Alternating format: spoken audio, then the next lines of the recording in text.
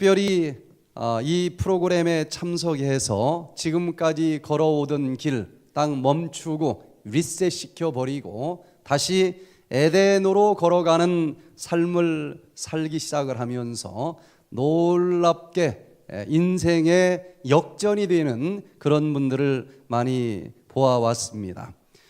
미국에서 다니엘 최라고 하는 분이 이제 일이 다 끝나고 집으로 운전을 하고 가던 길에 그때 제가 라디오 방송에서 강연하는 내용을 들었는데 이분은 당뇨병이 아주 심해요. 주사, 약, 콤비네이션으로 처방을 받고 있는데도 공복 혈당이 300, 400, 500씩 올라오는 그런 분입니다.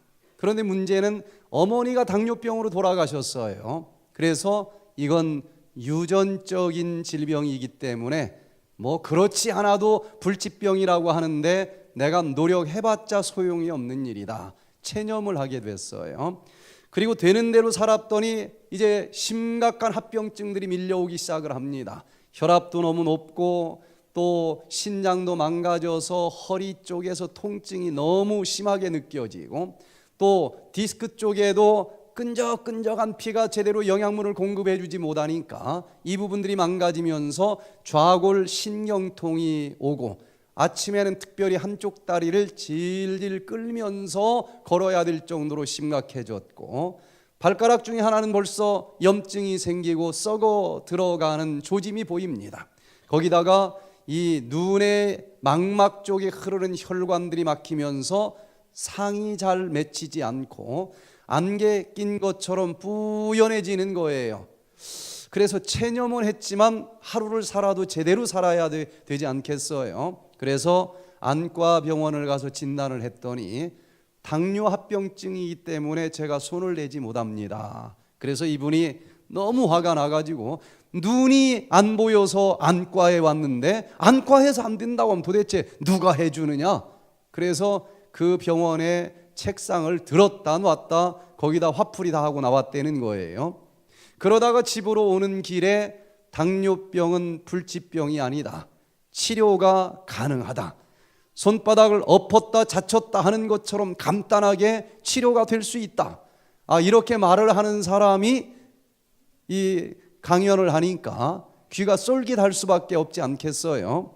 그래서 이제 그것이 계기가 되어서 이 백투에덴 힐링 캠프에 오셨는데 디톡스를 통해서 자기가 지금까지 살아오던 생활 습관이 리셋이 되는 것을 체험하고 그리고 이건 대표적인 생활 습관병이기 때문에 생활 습관을 고치면서 한 달 정도 그대로 실천을 했더니 혈당도 주사약 다 끊고 정상이 되고 혈압도 모든 약 다 끊고 정상이 되고 허리 통증도 완전히 사라지고 발가락 썩어 들어간 것도 없어지고 그리고 좌골 신경통도 사라지고 눈도 안개 거친 것처럼 싹 환하게 보이게 된다는 거예요. 여러 가지 불치병이 우리를 괴롭힐 수도 있습니다.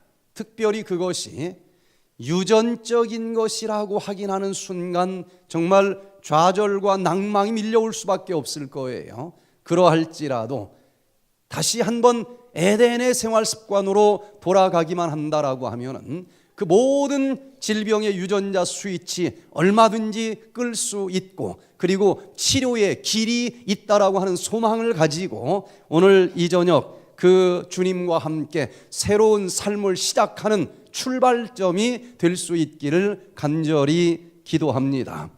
그래서 오늘 이 저녁에는 후생 유전학으로 설명하는 영육의 질병에서 살아남는 비결이라고 하는 제목으로 같이 은혜를 나누도록 하겠습니다. 후생 유전학이라고 번역이 되기도 하고 후성 유전학이라고 번역을 하기도 하는데 유전자는 부모로부터 태어나는 순간 이미 물려받았고 결정됐다라고 하는 것이 사실입니다. 그렇지만 태어난 이후에 그 사람의 생활 습관에 의해서 그 유전자의 스위치가 꺼질 수도 있다라고 하는 의미로 후생 유전학이라고도 하고, 태어난 이후에 유전자 스위치 차원에서 이루어지는 일들이 있다라고 하는 의미로 후성 유전학이라고 번역을 하기도 합니다.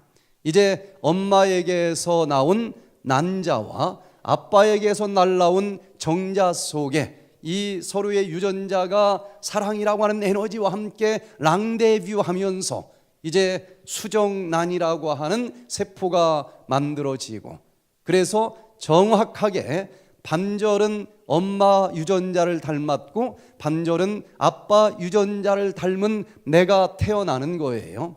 그 하나의 유전자를 자세히 보면은 23쌍의 염색체로 구성이 되어 있는데, 그 중에 한 가닥을 자세히 보면은 이 염색사 2개의 실이 비비비 꼬여 있는 모양을 갖추고 있고, 그 중간에는 나를 어떤 사람으로 만들지 설계도를 이제 기록하는 글씨가 4개가 있는데, 그 중에서 시토신이라고 하는 물질은 그 맞은편에 구아닌과만 짝이 맞도록 되어 있어요. 그리고 아데닌은 언제나 티민과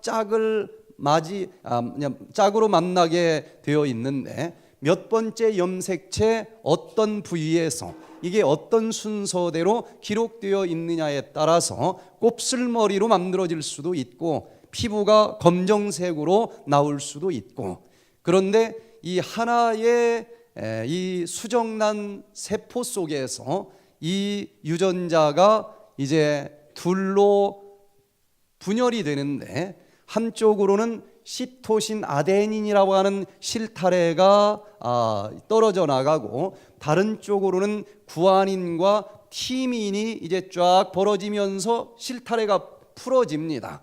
그런데 시토신, 아데닌, 구아닌, 티민은 우리가 먹는 음식 속에 들어있는 영양 물질입니다. 그래서 시간이 지나면 시토신 앞에는 구아닌이라고 하는 물질이 달라붙고 아데닌 앞에는 티민이라고 하는 물질이 달라붙어서 처음 것과 똑같은 세포가 또 하나가 만들어지고, 반대로 구아닌 쪽에는 시토신이 달라붙고 티민 쪽에는 아데닌이 달라붙으면서 하나의 세포가 똑같이 복사돼서 2개의 세포가 되고, 또 2개가 각자 배수 분열을 하면은 4개, 8개, 16개 이렇게 분열이 되면서 60조개 내지 100조개의 세포로 분열이 되면은 바로 우리와 같은 사람이 되는 거예요. 자, 그래서 태어나는 순간 이미 내 몸속에 있는 유전자는 다 결정이 됐습니다. 어떤 세포라 할지라도 서로 복사해서 만들어졌기 때문에 그 유전자의 내용은 우리 몸속에 있는 건 다 똑같아요. 그래서 세포 하나를 뜯어서 그 속에 있는 유전자 글씨를 A4 용지에 기록을 해봤더니, 아데닌은 가장 간단하게 A자로만 기록한다 할지라도 1000페이지짜리 백과사전 1000권에다 기록할 정도로 엄청나게 많은 유전자 정보가 기록이 되어 있다는 거예요. 그런데 머리카락 세포든 손톱 세포든 결국은 똑같은 내용이 기록되어 있다는 것인데, 왜 이렇게 모양이 다를까?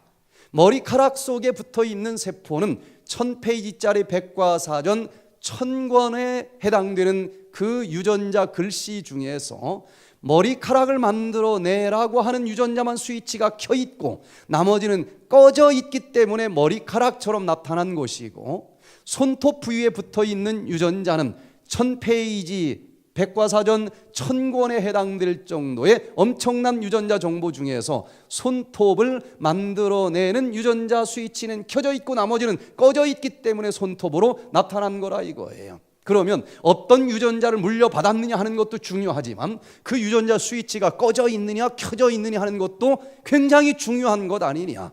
그런데 후생 유전학자들의 연구 결과를 보니까 그 유전자는 태어나는 순간 결정됐지만 그 유전자의 스위치가 꺼지느냐 켜지느냐 하는 것은 후생, 태어난 이후에 그 사람이 무엇을 먹었느냐, 무슨 생각을 하면서 살았느냐, 태어난 이후에 그 사람의 생활 습관에 따라서 결정된다고 하는 것입니다.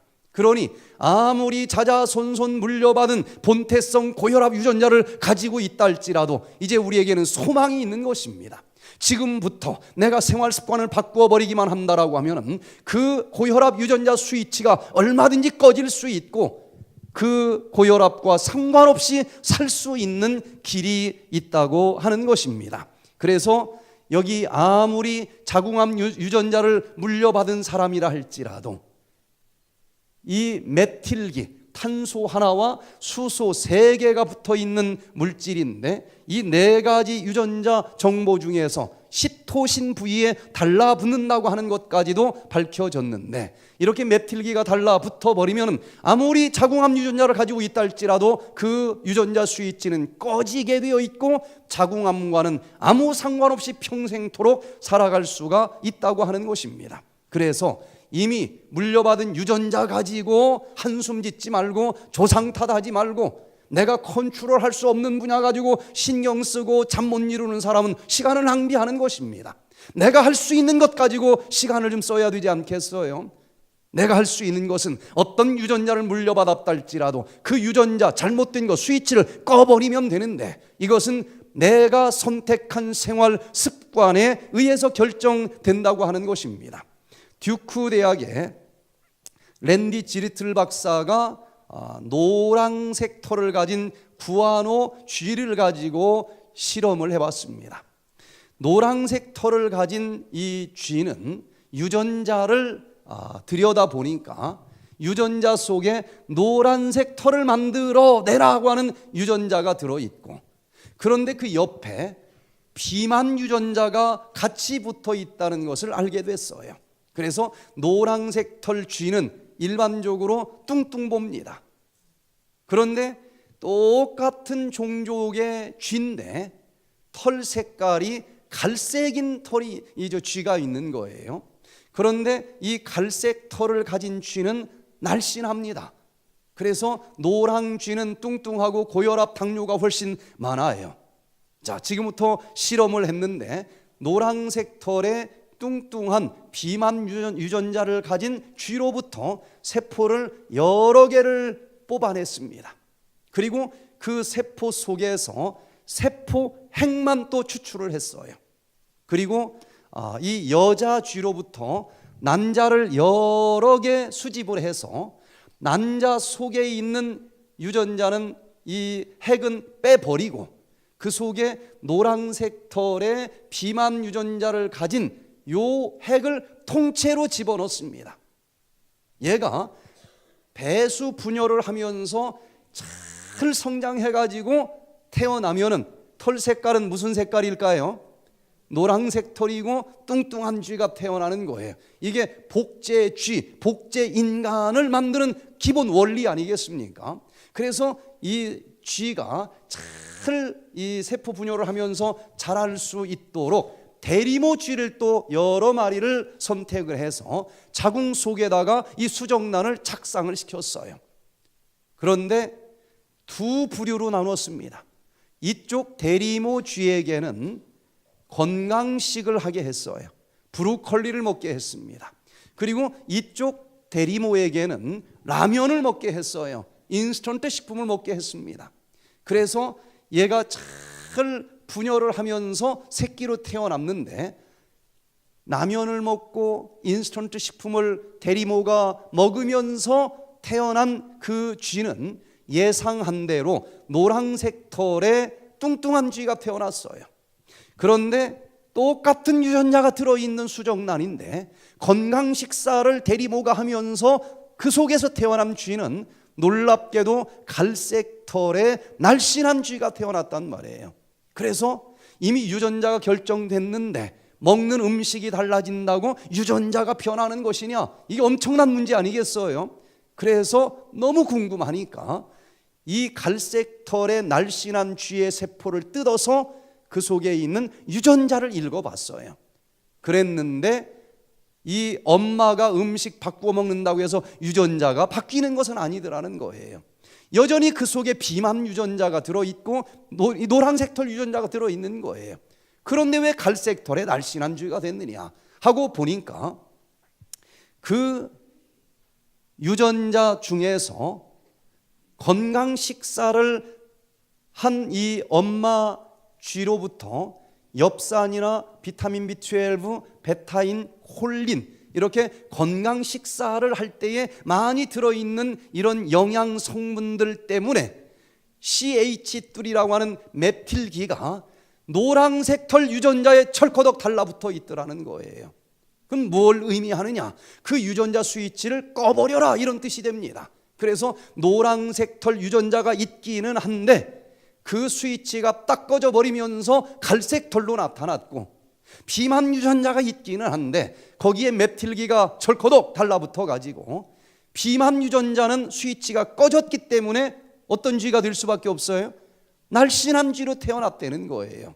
그래서 이 연구 결과를 통해서 후생 유전학이 급속도로 발전하기 시작을 했고, 어떤 유전자를 우리가 물려받았다 할지라도 그 엄마든지 아니면 조금 늦게 태어난 이후에 내가 생활 습관을 바꾸기만 하면 얼마든지 유전자의 스위치가 꺼질 수 있는 것이다 라고 하는 사실을 발견을 하면서 이 후생 유전학이 정말 유전적으로 물려받은 수많은 불치병들로 씨름하는 사람들에게 소망을 가져다 주고 있다고 하는 것입니다. 자, 그래서 이 동물 실험 차원에서만 연구하고 있는 것이 아니고, 그럼 사람들에게도 이 후생 유전학이 좀 적용될 수 있지 않을까? 그래서 이제 사람들을 대상으로도 아무리 유전적으로 불가능한 질병이라 할지라도 생활 습관을 바꾸면 얼마든지 이런 질병들을 치료할 수도 있지 않겠는가 하는 후생 유전학 연구 결과들이 발표가 되고 있습니다. 그 중에서 샌프란시스코에 존 맥클론이라고 하는 사람이 살고 있었는데 전립선 3기 말 환자였습니다.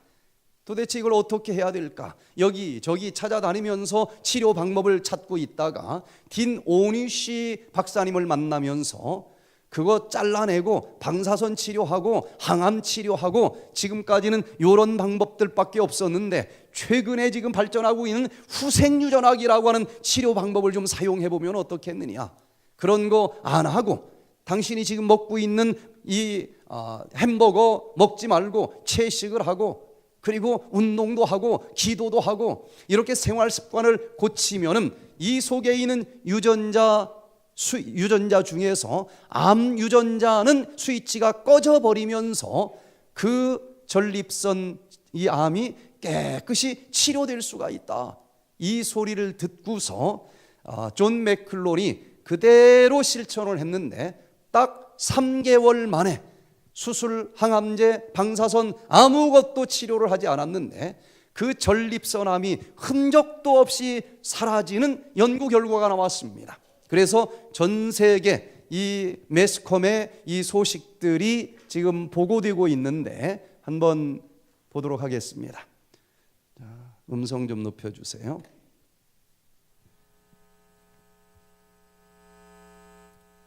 잭 맥클로시는 전립선 그대로 물려받은 유전자의 운명대로 살아갈 수밖에 없는 걸까? 한 요가 교실, 참가자는 모두 암에 걸렸던 남성들이다. 이 중 잭 맥클로시는 전립선 암을 이겨내고 유전자를 바꿔서 화제가 됐다. This study found that an extremely low-fat diet can actually alter some of our genes, including the ones that cause cancer. 미국 남성들에겐 전립선 암이 제일 무섭다. 매일 100여 명이 이 암으로 사망한다. 그런 암을 고치고 유전자를 바꿨다는 얘기인데 정말 가능한 일일까? 제작진을 만난 잭은 먼저 가족의 내력부터 설명했다. This is my parents and me. Probably I was about 4 years old then. Happy. Yeah, I was always happy. Very good parents. This is my parents when they got married, and the newspaper clippings about the wedding. 그의 가문은 이름난 명문가였지만 돈으로도 살 수 없는 그것, 건강의 축복은 없었다. 대대로 단명하는 집안이었다. We have a history of heart disease in my family. My father died when he was 45 of a heart attack. His father, my grandfather, died when he was 46. My father's only brother died when he was 50 of a heart attack. So my brother and I, he's 3.5 years younger than I am, promised each other and ourselves that we weren't going to die in our 40s of heart attack. 제발 40대만 넘기자. 공포와 안도가 오가는 시간들을 지나 잭은 다행히도 가문의 한계를 순조롭게 넘길 수 있었다. You know, when I had my 46th birthday, that was a big event for me because that was the birthday my father didn't have. 하지만 기쁨도 잠시, 운명은 끈질겼다. 전립선암이 기어이 찾아왔다. 전립선암을 선고받으면 사람들은 보통 절제 수술을 하거나 방사선 치료를 하기 마련이다. 그러나 잭은 수술실 대신 부엌으로 향했다. 좋아하던 햄버거와 고기를 끊고 채소 위주의 균형 잡힌 자연 식단으로 식생활을 확 바꿨다. 모두들 무모하다 했다. 하지만 결과는 놀라웠다. 잭의 몸에서 암세포가 사라졌고 유전자에도 변화가 생겼다고 한다. My prostate cancer has, I'm not willing to say that that I'm cured, but they can't find the cancer. It's not detectable. It's undetectable anymore. Nobody thought that genetic expression could be changed without medication or, you know, some strong intervention medically. And they didn't think that it would happen that quickly, within 90 days. 잭의 선택엔 전문가가 함께했다. 저명한 예방의학 전문의인 딘 오니시 박사. 미 대통령의 건강을 챙기던 그는 암 환자들의 식단 변화가 가져오는 유전자 차원의 변화를 과학적으로 점검했다. That over 500 genes were changed in men who had prostate cancer, in effect upregulating or turning on the disease-preventing genes, and downregulating or turning off the genes that cause prostate cancer, breast cancer, diabetes, heart disease, and other illnesses. 결과를 발표를 합니다. 그래서 우리가 아무리 심각한 물려받은 유전적인 질병을 가지고 있다 할지라도 절대로 체념하지 마시고 지금부터라도 이 세포가 가장 좋아하는 음식을 먹고 세포가 기뻐 춤을 출 수 있는 생활 습관으로 돌아가기만 한다라고 하면은 모든 잘못된 질병 유전자 스위치 꺼질 수 있고 여전히 내 당대에 물려받은 유전자 스위치를 없애버릴 수도 있다라고 하는 사실을 기억하시면서 과연 내가 어떤 생활 습관대로 살아가야 될 것인지 이번 한 주일 동안 강의에서 들은 많은 내용들을 깊이 상고하면서 내가 이젠 이렇게 살겠다 결심하면서 그 새로운 삶의 시작점이 될 수 있기를 간절히 기도합니다. 놀라운 기적이 일어나는 걸 전 너무나 많이 봤어요. 간단하지만 이 질병 유전자 스위치 꺼지면서 잘라내고 약을 먹고 하는 것으로는 불가능한 질병이라고 선고를 받았어도 그렇게 긴 시간 흐르지 않으면서도 놀라운 치유의 기적들이 나타나는 것을 무수하게 봅니다. 중국 칭다오에서 이 프로그램을 할 때에 띵첸쿠이라고 하는 38살 먹은 분이 참여를 하셨는데 심장을 찍어온 사진을 보니까 그 관상동맥이 거의 여러 군데가 막혀 있어요. 거기다가 심장 판막증까지 있습니다. 그래서 평지를 걸어도 90m 이상을 걷지 못해요. 90m만 걸으면 그냥 주저앉아 버립니다. 계단을 조금만 올라가도 여기가 터질 듯이 아파요. 그런데 이분이 이 강의를 들으면서 먹는 것이 잘못됐구나. 내가 운동을 너무 안 했구나. 배운 그대로 실천을 하기 시작을 하는데 참여한 지 3일째 되는 날 우리가 이 칭다오에 있는 노산을 이제 운동 겸해서 올라가기로 했습니다. 이분은 산 올라가는 걸 너무 싫어하는 분이에요. 터질 듯이 아프고 또 위험할 수도 있어요. 그런데 이분이 남들은 다 가는데 안 간다는 겁니다. 그래서 설득을 했어요. 나하고 중국에 있는 의사 또 한 명이 당신과 함께 갈 테니까 가는 데까지만 가자. 만약에 여기가 아파서 못 간다, 우리도 거기까지만 가고 당신과 함께 돌아올 거다.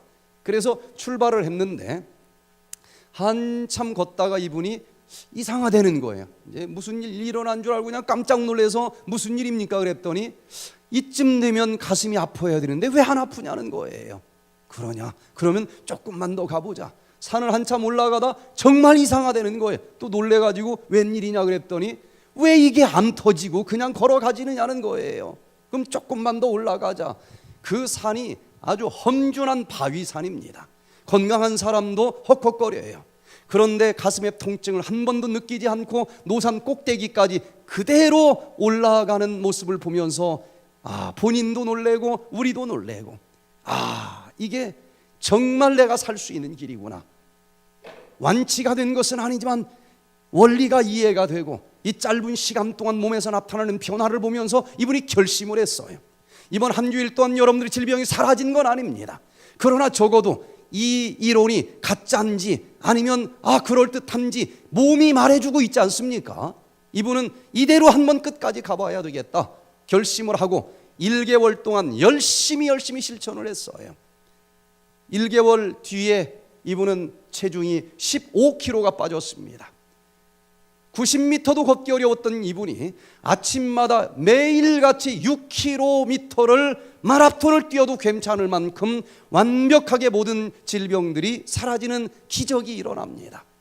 여러분, 물려받은 유전자 탓하면서 세월 낭비하지 마시고 내가 잘못 살아가고 있는 생활 습관이 무엇인지 뒤돌아보면서 지금부터라도 이 백투 에덴 8가지 건강 원리대로 살아가시면서 잘못된 질병 유전자 완전히 스위치 꺼버리면서 지금부터 새로운 삶, 건강한 삶, 행복한 삶을 살아갈 수 있게 되기를 간절히 바랍니다. 그래서 후생 유전학과 영육의 대쟁투에서 살아남는 비결을 몇 가지로 간단하게 요약해서 오늘 좀 살펴보는데, 이 질병들 또 그것뿐만 아니라 영적인 죄와의 전쟁에서 우리가 쓰러지지 않고 결국 이 대쟁투에서 살아남는 키워드 몇 가지만 이 시간에 좀 살펴보도록 하겠습니다. 무엇보다도 전쟁에서 이기고 살아남으려면 내가 힘세다고 되는 게 아닙니다. 대장을 잘 만나야 되는 것 아니겠어요?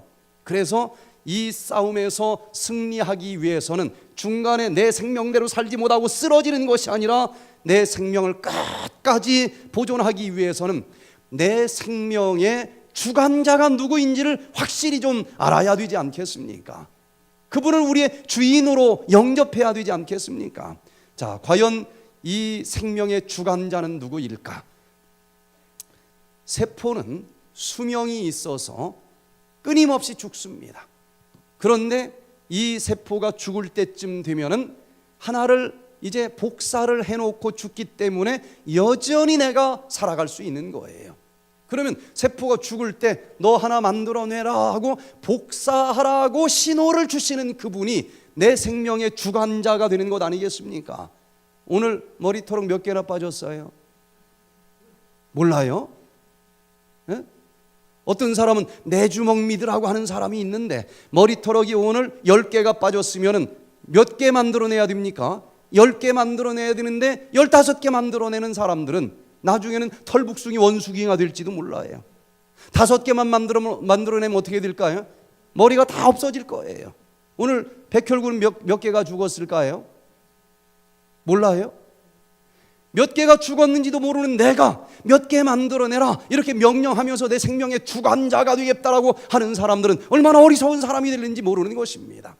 그러면 내 세포 한두 개가 아닌데 정확하게 죽는 것만큼 몇 개 분열해라, 몇 개 복사해라 이렇게 주관하시는 내 생명의 주관자는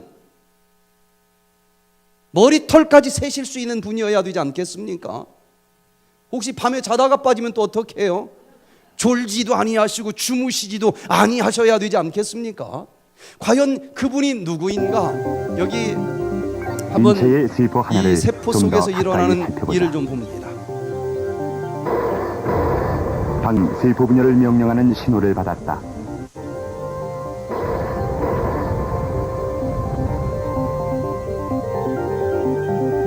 자, 이 세포가 죽고 분열할 필요가 있으면 지금 보는 것처럼 어디선가 세포를 분열해라 라는 신호가 온다는 것을 과학자들은 발견을 했어요. 그런데 이 신호가 딱 오면은 라스 유전자가 받는다는 것도 알았고, 라스 유전자가 라스 단백질을 만들어내고, 라스 단백질이 이 유전자의 특정 부위를 딱 가서 잡으면은 그게 신호가 돼서 세포가 막 만들어지는 것을 알게 됐는데, 정작 이 신호가 어디서 오는지는 아직 밝혀지지 않고 있습니다. 그래서 과연 누가 이 신호를 보내는 분이라고 우리가 인정해야 될까? 여기 마태복음 10장 29절에 보니까 참새 2마리가 한 아시리온에 팔린다라고 기록이 되어 있습니다. 그러면 참새 2마리가 한 아시리온이니까 2아시리온을 주면 몇 마리를 살 수 있을까요? 자, 1아시리온을 주면 2마리를 사요. 2아시리온을 주면 몇 마리를 살 수 있어요? 4마리를 살 수 있는데, 같은 성경인 누가복음 12장 6절에 보면 좀 계산이 이상합니다. 참새 5이 아시리온 2에 팔리는 것이 아니냐. 2아시리온을 주면 참새 몇 마리를 사야 돼요? 4마리를 사야 되는데 5마리를 가지고 왔어요. 한 마리는 뭡니까? 개평입니다. 개평. 값어치도 없는 거예요. 그런데 그 말씀을 하시고서 말씀하시고자 하는 요지가 무엇인가 하면은 그렇게 값어치도 없는 참새, 그러나 하나님 앞에는 그 하나라도 잊어버리시는 바 되지 아니하는도다. 너희에게는 오히려 머리털까지도 다 세신 바 되었나니 두려워하지 말라. 너희는 많은 참새보다 귀하니라. 여러분, 바로 하나님께서 우리의 머리털까지 세시는 분이요, 눈동자처럼 사랑하시는 분이에요. 졸지도 아니하시고 주무시지도 아니하시면서 내 머리털 몇 개 빠졌을 때 그만큼 다시 만들어내라고 신호를 보내시는 나의 생명의 주관자 되시는 분이라고 하는 사실을 여러분들이 꼭 깨달아 아시게 되기를 바랍니다. 그리고 그분을 우리의 주인으로 영접하면서 내가 이 속에서 어떤 일들이 일어나는지 다 헤아릴 수 없지만 예수님 알아서 내 생명의 주관자가 되어 주시옵소서. 그럴 때에 우리의 생명이 우리에게 주어진 그대로 영원히 계속될 수 있을 것입니다. 그 창조주 하나님을 여러분들의 생명의 주관자로 오늘 이 저녁에 영접하시게 되기를 바랍니다. 두 번째, 이 영적인 대쟁투에서 우리가 승리하기를 원하시면 무엇보다도 대장을 잘 만나야 된다 그랬어요. 그러면 우리는 과연 누구를 대장으로 모셔야 될까? 저 하늘에서부터 이 땅까지 모든 전쟁을 성경에서는 딱 한 장으로 어떤 전쟁이 누구와 어떻게 벌어질 것이고 거기서 이긴 대장이 누구인지 전부터 후까지 아주 일목요연하게 정리를 해놓은 책이 있는데 그게 바로 요한계시록 12장입니다.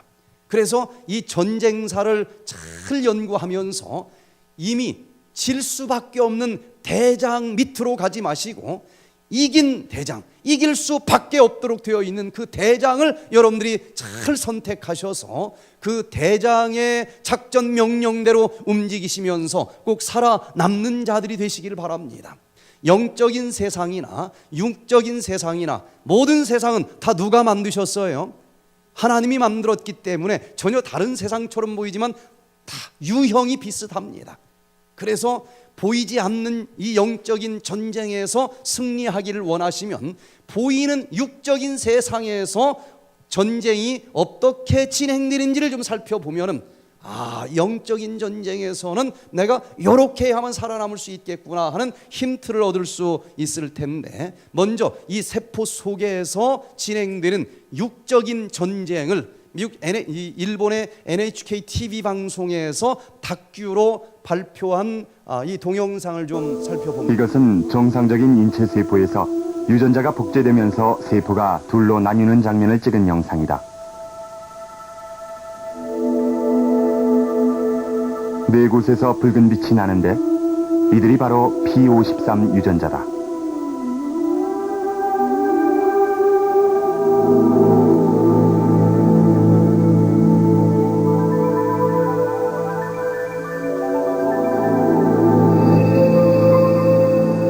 이것은 P53 유전자가 만든 P53 단백질이 DNA와 결합한 모습이다.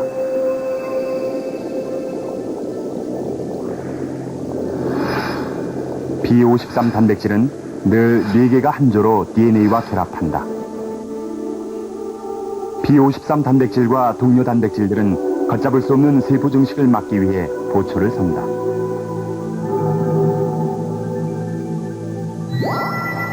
세포 분열을 일으키는 라스 유전자에 돌연변이가 생기면 쉬지 않고 세포 분열 명령을 내린다.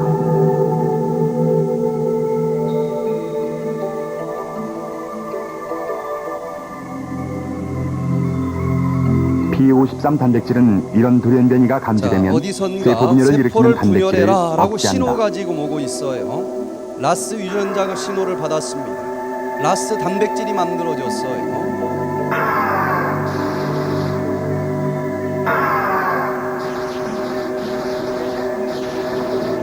그 라스 단백질이 유전자의 특정 부위에 이것은 가서 돌연변이된 달라붙습니다. 라스 유전자 때문에 분열을 멈출 수 없는 세포다. 그런데 이게 안타깝게도 바로 이 라스 정상 단백질이 세포가 망가졌어요. 암세포로 바뀌는 첫 필요한 단계다. 만큼만 세포를 분열하고 손을 딱 떼고 쉬어야 되는데 계속 붙잡고 있으면서 세포가 끊임없이 만들어지면서 암세포가 되게 하고 그걸로 나를 죽게 하려고 하는 세력이 지금 세포 활동을 분열을 하고 있단 일으키는 말이에요. 붉은색 단백질이 이대로 계속 붙어 계속해서 있으면 DNA와 나는 암 결합되어 환자가 있으면 되어서 죽을 세포 수밖에 분열은 없어요. 멈추지 나를 않는다. 죽으라고 이렇게 하는 그런 붉은색 단백질이 푸른색 단백질이 붉은색 그때 단백질을 떼어내서 바로 분열을 푸른색 중지시키려고 단백질이 애쓴다. 떨어져라 쉬어라 그렇지 않으면 우리 주인 양반이 죽는다. 나를 살리려고 하는 세력 간의 치열한 싸움이 있습니다.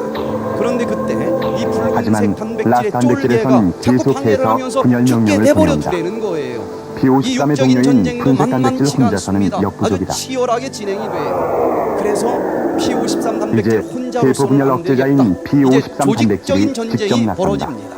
하지만 P53 단백질은 붉은색 단백질에 달라붙어 증식을 억제시키진 않는다.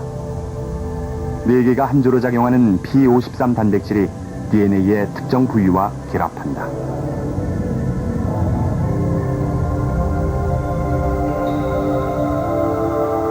앞에 나간 고초병 혼자만 가지고는 이 전쟁이 끝나지 않는다는 것을 알고 이 P53 그러자 본부에서 매우 강력한 도우미 단백질이 도우미 천사를 방출된다. 보내주는 거예요. 도우미 단백질이 날라옵니다. P53 단백질에 의해서 새로 만들어진 도우미 단백질들은 푸른색 단백질을 도우러 간다.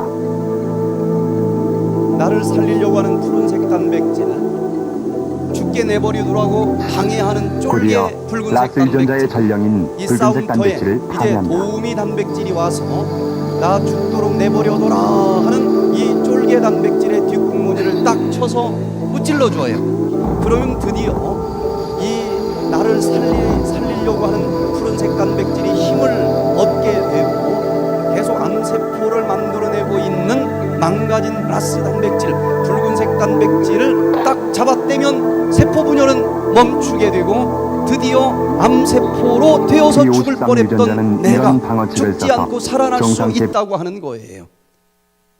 그러니 이 치열한 전쟁이 우리 세포 속에서도 하루에 3,000번 이상씩 진행된다고 하는 사실을 기억하시고, 그럼에도 불구하고 우리가 이 육적인 전쟁에서 죽지 않고 살아남기 위해서는 이렇게 많은 군사들을 아주 치밀하게 조직적으로 명령하는 그 대장을 잘 만나야 된다는 거예요. 자, 영적인 전쟁도 마찬가지입니다. 그렇게 만만치 않은 전쟁이에요. 이 영적인 대쟁투에서 살아남아 영원한 생명을 우리가 누리기 위해서는 군대 장관을 잘 만나야 되는데, 도대체 어떤 장관을 우리의 대장으로 모셔야 될까? 계시록 12장에 보면은 그 모든 전쟁의 전말이 다 기록이 되어 있습니다. 계시록 12장 7절에 보니까 이 전쟁은 하늘에서부터 있었다는 거예요. 하늘에 전쟁이 있으니 미가엘과 그의 사자들, 미가엘이라고 하는 군대 장관이 있고 그의 부하들, 사자들이 있다는 것입니다. 또 반대편에는 용이라고 하는 다른 편의 군대 장관이 있고 그의 사자들도 있다는 거예요. 그런데 그 하늘 전쟁이 어떻게 끝났나 하고 여기 기록된 것을 보니까 누가 이겼다라고 나옵니까? 여기 미가엘이 용과 더불어 싸우는데 용과 그의 사자들도 싸우나 이기지 못하여 다시 하늘에서 저희의 있을 곳을 얻지 못한지라. 누가 이겼어요? 미가엘이라고 하는 군대 장관이 이긴 것입니다. 용이라고 하는 군대 장관은 패장입니다. 하늘에서 더 이상 살 수가 없어요. 이 땅으로 내어 쫓겼습니다. 그래서 이 땅에 딱 와서 보니 하나님께서 아름다운 지구를 창조하셨고 거기에 아담과 하와가 살고 있는데 그 모든 동산을 누가 관리하도록 그렇게 해놨습니까? 아담과 하와가 관리하도록 되어 있는데 이 모든 것 네가 마음대로 따먹을 수 있지만은 무엇만큼 먹지 말아라? 선악과만큼은 먹지 말아라. 너는 정령 죽을 것이다. 그랬는데 이 사탄이 거짓말로 옛 뱀으로 위장하고 나타나서 아니야, 그거 먹으면은 네가 하나님보다 더 능력이 많을까 봐 먹지 못하게 한 거야. 절대로 죽지 않아. 그러면서 여기 계시록 12장 9절에 보니까 이 땅에서 또 전쟁이 벌어진다라고 되어 있는데 큰 용이 내어 쫓기니 옛 뱀 곧 마귀라고도 하고 사탄이라고도 하는 온천하를 꿰는 자라 땅으로 내어 쫓기니 그의 사자들도 저와 함께 내어 쫓기니라. 온천하를 미혹하고 속이고 거짓말을 하는 이 사탄이 옛 뱀으로 나타났다는 거예요. 그러면서 선악과를 중심으로 예수님께서는 그 선악과를 따먹으면 너는 정령 죽을 것이다 라고 말씀하셨고, 사탄은 아니야, 절대로 죽지 않는다. 여기서 우리가 이 선악과를 안 따먹었으면 나의 대장으로 누구를 모셨다는 의미가 되는 거예요? 바로 미가엘을 대장으로 모셨다는 의미가 되는 것이고, 만약에 따먹으면 누구의 말을 들었어요? 용의 말을 들은 것입니다. 그래서 결국은 여기에서 선악과를 따먹느냐 안 따먹느냐 하는 문제는 나의 군대 장관으로 누구를 선택할 것이냐 하는 문제였다는 거예요. 용, 사탄입니다. 미가엘, 누가 하나님과 같으냐? 예수님 말고 누가 있겠어요? 예수 그리스도를 군대 장관으로 모시느냐 하는 이 싸움에서 안타깝게도 우리의 조상은 누구를 대장으로 모셔버렸어요? 이걸 따먹고 용을, 사탄을 자기의 군대 장관으로 따먹고 결국은 죽을 수밖에 없는 운명에 빠지게 됐다는 거예요. 그런데 예수님께서 창세기 3장 15절에 보면은 우리를 너무너무 사랑하셔서 그냥 끝장난 것인데 하늘 보자 버리시고 그 예수님이 인간의 모습으로 이 땅에 태어나겠다라고 예언을 해주셨어요. 그러면서 아무 죄도 없는 그분이 죽어야 될 우리 모두를 위해서 대신 죽어주신다는 것입니다. 그것을 믿고 그분을 우리의 군대 장관으로 영접하기만 하면 우리가 다시 죽지 아니하고 영원히 살 수 있는 길이 마련됐다는 거예요. 이 구속의 경륜이 온 우주에 선포되는 것을 사탄도 들었을까요? 들었어요. 근데 하늘에서 덤벼봤는데 자기가 아무리 능력이 많다 할지라도 창조주와 피조물의 싸움 아니겠습니까? 게임도 안 되는 거예요. 그런데 다시 소망이 생기는 겁니다. 그 예수님이 누구의 모양으로 나타난다? 인간의 모양으로 피조물로 온다는 거예요.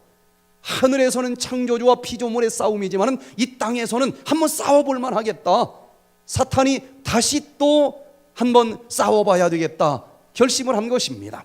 그래서 그 예수님이 아예 이 땅에서 인간으로 태어날 수도 없도록 태어나도록 예언되어 있는 그 이스라엘 족속들을 얼마나 핍박을 했는지 몰라요. 하나님의 섭리로 기어이 그 예수님은 이 땅에 인간으로 태어난 것입니다. 그래서 죄를 짓게 하려고 얼마나 많은 유혹을 했습니까? 그런데도 이 예수님은 전혀 죄를 짓지 않고 살았어요. 계시록 12장 4절에 보니까 그 꼬리가 하늘별 3분의 1을 끌어다가 땅에 던지더라.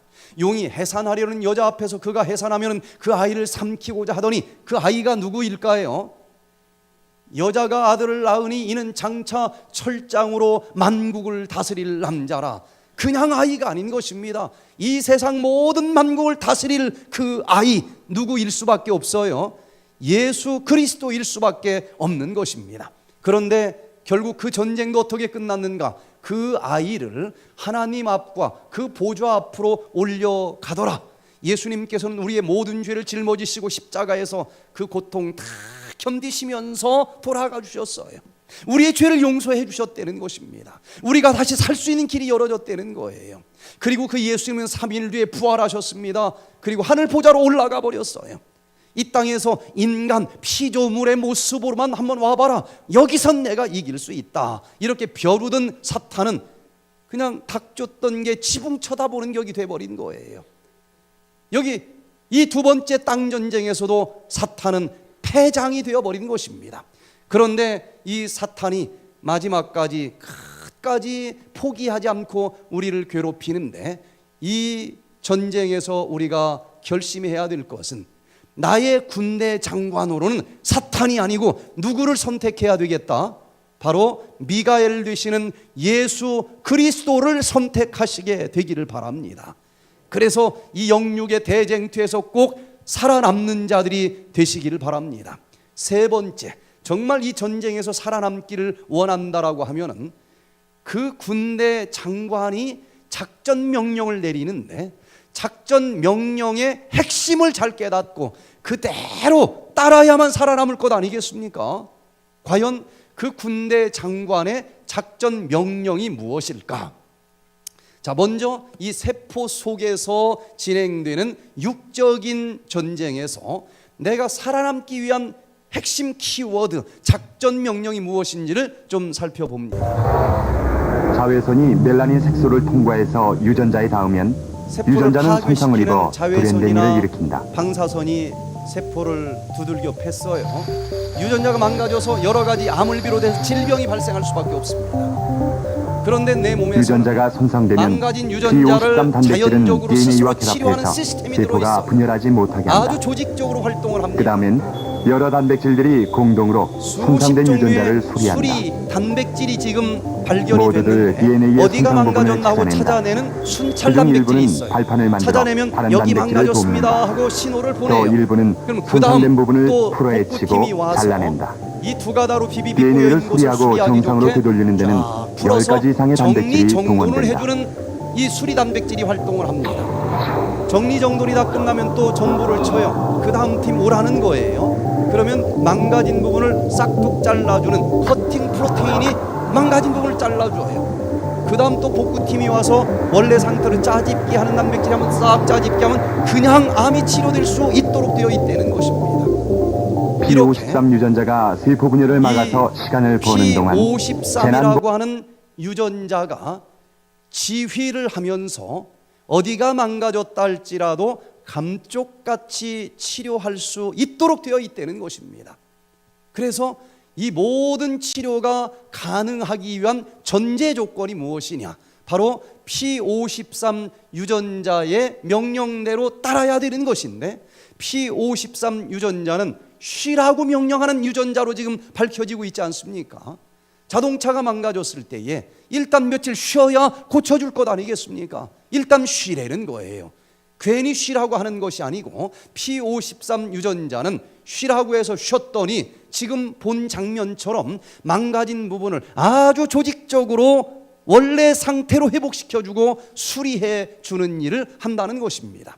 그래서 이 육적인 전쟁에서 거의 암세포로 죽을 뻔했지만 쉬라고 명령하는 P53 유전자의 명령을 받아들이기만 하면은 얼마든지 암세포도 정상세포로 수리될 수 있다라고 하는 것입니다. 영적인 전쟁도 마찬가지예요. 우리가 영적인 암 환자가 되어서 죽을 수밖에 없는 운명에 빠져 있다 할지라도 쉬라고 명령하시는 군대 장관의 명령을 우리가 받아들이기만 한다라고 하면은 우리는 죽지 않고 살아남을 수 있다라고 하는 것이 이 우주 전쟁사의 마지막 결론이기도 합니다.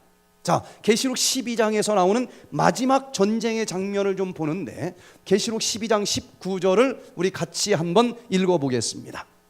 시작. 용이 여자에게 분노하여 돌아가서 그 여자의 남은 자손 곧 하나님의 계명을 지키며 예수의 증거를 가진 자들로 더불어 싸우려고 바다 모래 위에 섰더라. 이 영육의 대쟁투가 만만치 않습니다. 여기서 살아남을 자가 거의 없는 것처럼 보여요.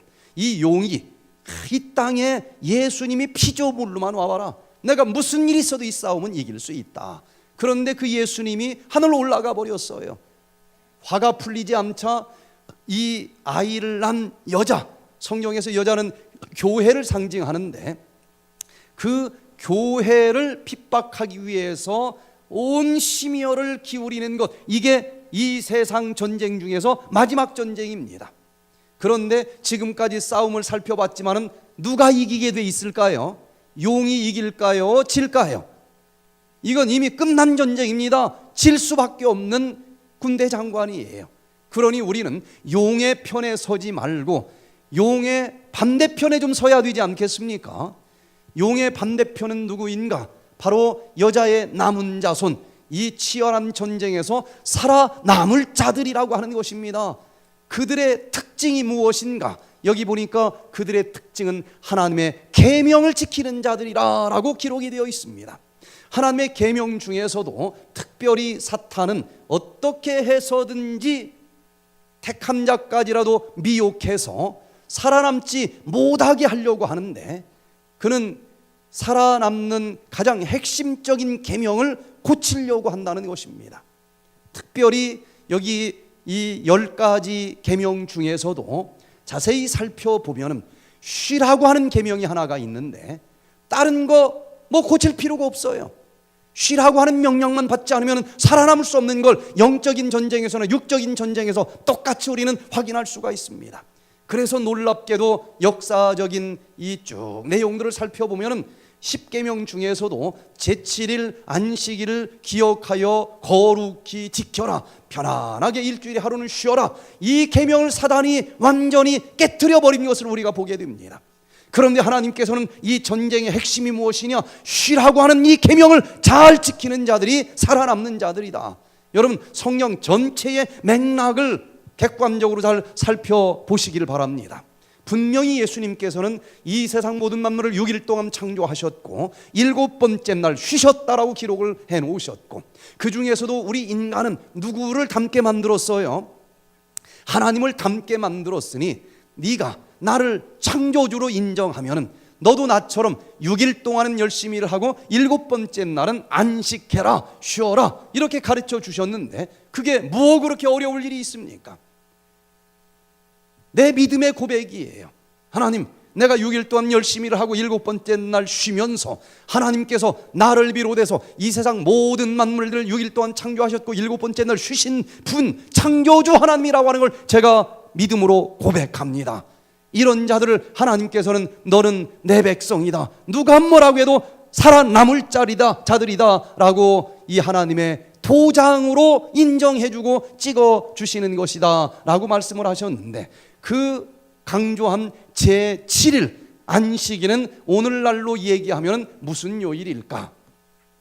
잘 모를 때는 사전을 찾아보는 것 아니겠습니까? 웹스터 사전에 보면은 토요일은 일주일 중 7째 날이다 라고 기록이 되어 있어요. 웹스터 사전이 없으니까 그 말이 진짜인지 가짜인지 모르겠다. 집에 가서 국어사전 어떤 편찬사에서 나온 거라도 한번 찾아보세요. 일요일 하고 찾아보면 7요일, 일주일 중에서 첫째 날, 첫날이라고 나옵니다. 일요일이 첫날이면 7번째 날은 무슨 요일일까요? 오늘날로 얘기하면 토요일이라는 것입니다. 자, 이 사전 말고도 성경만 가지고 봐도 분명해지는데, 천주교인들과 개신교인들이 같이 번역을 한 공동 번역 성경 마가복음 16장 2절, 마르코 16장 2절에 보면은 예수님께서 부활한 날 어떻게 기록이 되어 있는가 하면 안식일 다음 날인 일요일 이른 아침에 부활하셨다라고 기록이 되어 있어요. 그러면 안식일 다음 날이 일요일이니까 안식일은 오늘날 무슨 요일이라는 것입니까? 토요일이라는 것입니다. 또 예수님께서 부활한 날을 이 누가복음 24장 1절에 보면 안식 후 첫날 새벽에 부활하셨다라고 분명히 기록이 되어 있어요. 부활한 그날은 오늘날 일요일인 것을 모든 사람들이 다 인정을 하는데, 성경에서는 그날을 안식 후 첫째 날이라고 분명히 기록을 해놓으셨으니까 안식일은 어느 날이라는 것입니까? 오늘날로 얘기하면 토요일이라는 것이 분명해지는 것입니다. 하나님께서는 그 계명을 뭐라고 찝어서 강조하고 있는가 하면은, 에스겔 20장 12절에 보면 우리 같이 한번 읽어보겠습니다. 시작. 그들을 거룩하게 하는 여호와인 줄 알게 하려 하여 내가 내 안식일을 주어 그들과 나 사이에 표징을 삼았었노라. 표징, 징표, 사인, 인, 이 치열한 전쟁에서 누가 뭐라고 해도 너는 내 거야, 하늘나라 데리고 갈 살아남을 자야 라고 하는 징표, 도장, 사인을 이 안식일을 지키는 것으로 삼겠다라고 가르쳐 주셨어요. 그 대쟁투의 역사에서도 그 수많은 내용들 중에서 하나님의 계명을 지키는 자들이 살아남는 자들이다 라고 또 분명히 가르쳐 주셨습니다. 여러분, 이 하나님의 계명을 지키시면서 쉬라고 하는 명령을 순종하면서 내가 설령 죄로 다 망가졌다 할지라도 그 창조주 하나님을 인정하고 창조주 하나님에게 여러분들이 망가진 영혼을 맡겨보시게 되기를 바랍니다. 감쪽같이 치료해 주시고 우리를 기어이 하나님께서는 너는 살아남을 내 백성이라 도장 찍어 주시고 우리를 살아남을 수 있도록 만들어 주신다는 사실을 인해서 감사드리시기를 바랍니다. 사단도 이 내용을 알아요. 그래서 다른 거 건들 필요가 없습니다. 다니엘 7장 25절에 보니까 그가 장차 말로 지극히 높으신 자를 대적하며, 지극히 높으신 자를 대적하는 자는 누굽니까? 적그리스도 아니겠습니까? 그 적그리스도가 하는 핵심적인 일이 무엇인지 여기 기록이 되어 있는데, 또 지극히 높으신 자의 성도를 괴롭게 할 것이며 그가 또 때와 법을 변개코자 할 것이다. 그 수많은 법 중에서 때에 관계된 법을 고친다. 사단이 심혈을 기울인 마지막 작전은 이 때에 관계된 쉬라고 하는 그 계명을 고치는데 심혈을 기울이고 있고, 예수님은 누가 뭐라고 해도 그 쉬라고 하는 그 계명 속에 나는 너의 창조주라고 하는 믿음의 고백이 들어있으니 쉬어라. 그러면 너는 살아남을 자로 도장을 받는 거나 마찬가지다. 이렇게 너무너무 분명하게 가르쳐 주신 이 진리의 핵심을 깨달아 순종하시게 되기를 바랍니다. 육적인 전쟁에서도 이 암세포의 특징은 쉬지 말고 계속 끊임없이 분열을 하라고 하는 것입니다. 그러면 암세포가 점점점 커져서 죽는 거예요. 그러나 P53의 명령을 들으면서 쉬어라. 그럼 내가 고쳐주겠다. 쉬기만 하면은 어떤 망가진 세포라도 고쳐진다라고 현대의학은 밝혀내고 있습니다. 영적인 대전쟁에서도 자아가 멈추지 말고 끊임없이 뭔가를 찾고 한번 해봐라. 멸망당하는 것입니다. 모든 걸 내려놓고 예수님을 군대 장관으로 영접하면서 그분을 딱 손을 잡기만 하면은 예수님께서 우리를 살아남도록 도와주신다라고 하는 이 쉬라고 하는 작전 명령의 의미를 깨달으시고 순종해 보시기를 바랍니다. 마지막 네 번째, 정말 이 전쟁이 얼마나 치열한지 거의 죽기 직전까지 갈 수가 있어요. 아니, 죽을 정도로 싸워야 되는 전쟁인지도 모릅니다. 그러나 거의 죽을 지경까지 갔을지라도 우리를 기어이 살아남게 해주시는 하나님의 마지막 비결이 하나가 있는데, 죽어도 다시 부활시켜서라도 살아남게 해주신다는 거예요. 먼저 이 육적인 전쟁을 좀 살펴보면은요, 세포가 다 망가져가지고 암이 싹 번져버렸어요. 뭐 이렇게 좀 몇 개 짜집기 해가지고 고쳤을 정도가 아닙니다. 다 망가졌어요. 옛날 이 실이 귀할 때 쇠타가 조금 구멍이 나면은 짜집기해서 썼지만 뭐 4분의 3이 다 망가졌어. 그걸 짜집기 하는 사람 있겠습니까? 어떻게 하면 좋겠어요? 실타래 풀어가지고 다시 새로운 쇠타로 짜는 방법이 있는 것 아니겠습니까? 우리 세포에서도 똑같은 전략이 있다는 거예요. 너무너무 많이 망가져서 짜집기 할 정도로는 안 되겠어요. 그럴 때는 요 실타래를 다 하나님이 풀어버립니다. 그리고 그것을 재료로 해서 새로운 세포로 부활하게 만들어주시는 마지막 전략이 있다는 거예요. 하지만 P53 유전자에겐 세포가 암으로 변하는 것을 막는 최후의 수단이 있다. 세포가 구제불능일 경우 P53 단백질은 별도의 협력자를 써서 세포가 죽게 유도한다. 자살 명령을 내려요.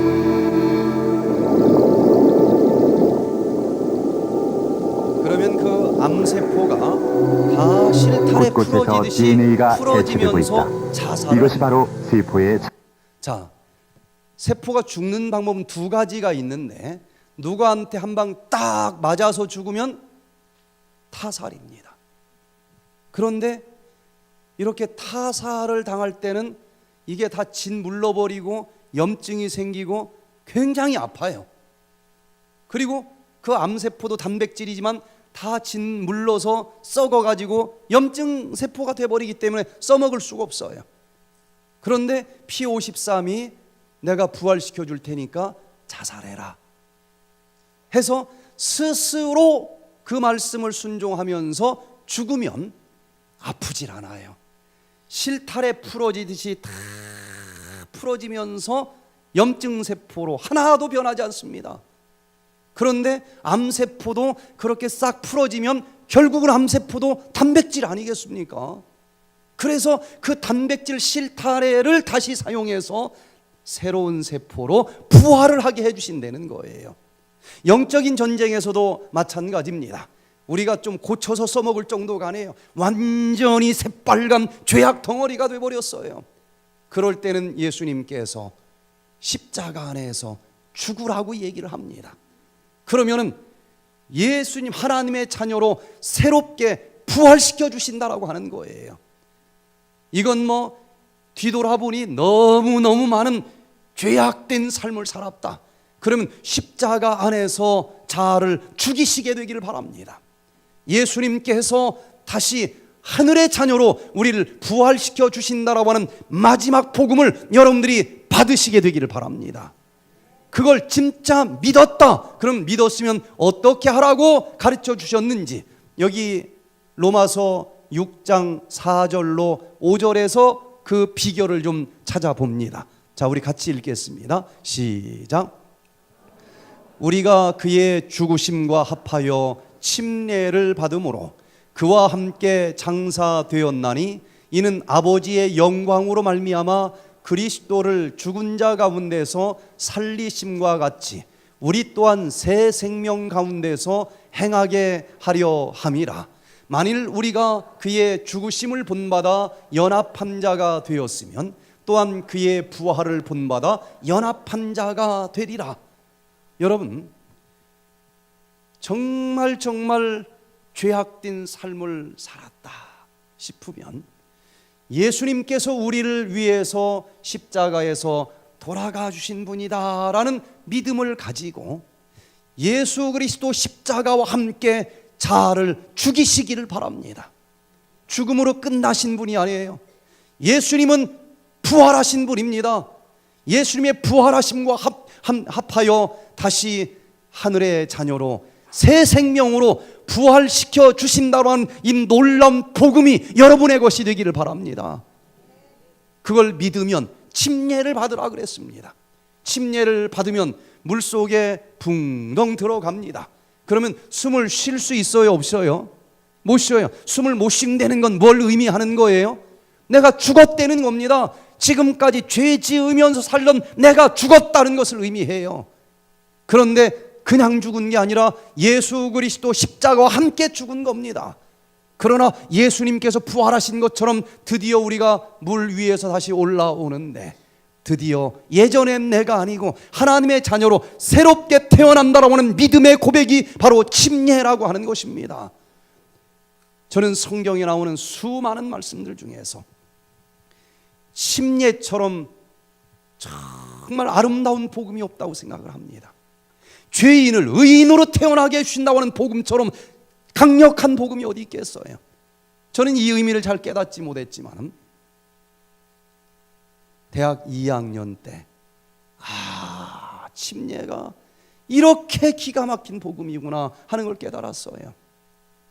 그래서 제 발로 교회를 찾아갔습니다. 제 발로 찾아갔는데 교인은 할머니 한 3명밖에 안 앉아 있어요. 목사님도 없습니다. 무슨 사고가 생겼는지 저쪽 학교에서 부장님들이 돌아다니면서 계속 바뀌어요. 근데 거기를 첫 발걸음으로 옮겼는데 저는 얼마나 얼마나 하나님의 은혜가 차고 넘치는지 몰라요. 몇 개월 있다가 여름에 야영회를 간다는 겁니다. 어느 한 사람도 저보고 야영회 가자고 권하는 사람이 없어요. 그래서 제가 저도 가면 안 됩니까? 하고 손을 들었어요. 그랬더니 오지 말라고는 안 하더라고요. 그래서 한 주일 동안 말씀을 듣는데 얼마나 감동적인지, 한 주일 끝나니까 침례 받으세요, 침례 받으세요, 이런 분들이 있는데 저한테는 침례 받으라고 권하는 사람이 한 사람도 없어요. 근데 받고 싶어 아주 죽겠어.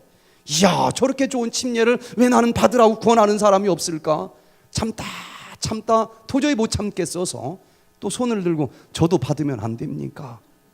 그래가지고 무창포 해수욕장에서 1980년 8월 9일자 침례를 받았는데, 바닷물 속에 들어가는 순간 저는 지금까지 내가 살아오면서 그 지었던 수많은 죄악의 양일권은 오늘 이 무창포 바닷가에서 죽습니다 하는 믿음으로 들어갔어요.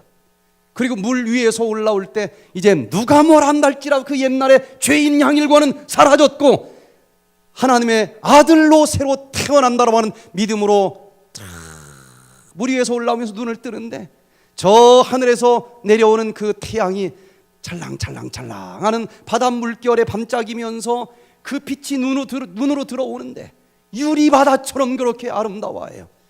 저는 그날부터 지금까지 한 38년 동안 새롭게 태어난 하나님의 자녀로서 살아가는데, 야, 어쩜 이 죄인을 이렇게 의인으로 다시 태어나게 해주셨을까?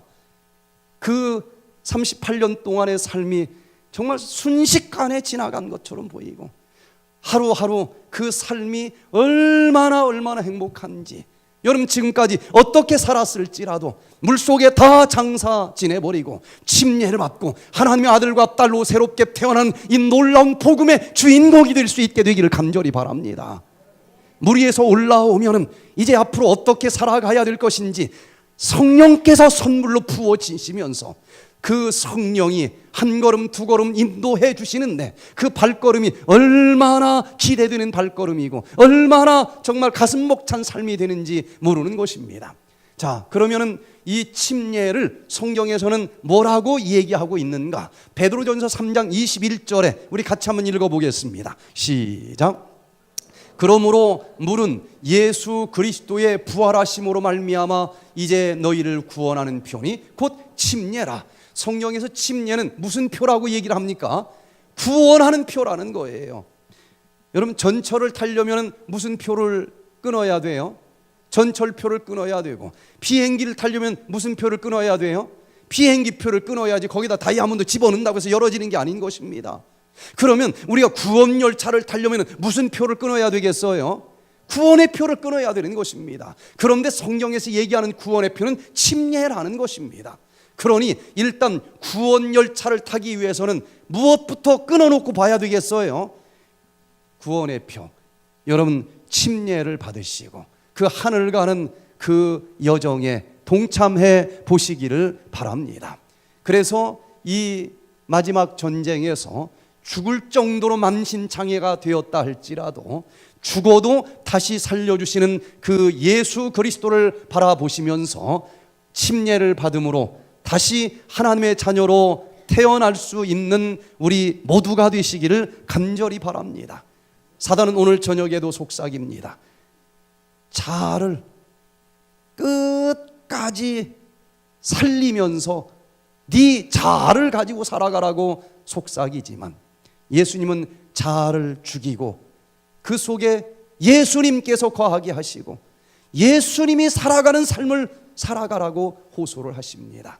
침례를 받으시고 지금까지 살아온 모든 죄를 다 씻어주시고 하나님의 아들과 딸로 다시 태어나게 해주신다라고 하는 이 놀라운 복음이 우리 가슴 속에 둥지를 틀 수 있기를 간절히 기도합니다. 그러면 지금까지 우리가 어떤 유전자를 가지고 살았다 할지라도 이 세상에 썩을 수밖에 없는 유전자 스위치 다 꺼져버리게 될 것이고 예수님께서 저 하늘 백성으로 살아갈 만한 새로운 유전자 스위치를 다 켜주시는 놀라운 기적이 일어날 수 있을 줄로 믿습니다. 20여 년 전에 송소윤 송소희 자매가 이 백퇴된 프로그램에 찾아왔습니다. 이분들은 외할머니가 40대에 자궁경부암으로 돌아가셨어요. 그리고 그 어머니는 59세 때 자궁경부암 3기 말 환자였습니다. 외삼촌은 신장암이 걸렸어요. 둘이 20대 젊은 나이에 파리바게트 사업을 하는데 너무너무 잘 돼요. 이 세상에는 너무너무 잘 돼도 문제입니다. 돈 세느라고 밥 먹을 시간도 없어. 잠잘 시간도 없어. 햄버거로 때웁니다. 그러던 어느 날 이 동생 송소윤 27살 때 갑자기 밤에 아이고 배야 하는데 병원을 이제 구급실로 싣고 가서 조사를 해보니까 안타깝게도 1998년도에 난소암 말기 환자라고 하는 진단이 떨어집니다. 다 가게 문 닫고 언니가 이제 간호를 해주는 거예요. 그런데 항암제를 맞고 머리는 다 빠지고 밥도 못 먹고 혼자 소변도 보지 못하고 걸어 다닐 힘도 없고 그 고통스러운 동생의 모습을 보면서 언니가 얼마나 마음이 아픈지 병원에서 먹고 자고 그렇게 하다가 나는 어떨까 하고 검사를 해봤다는 거예요.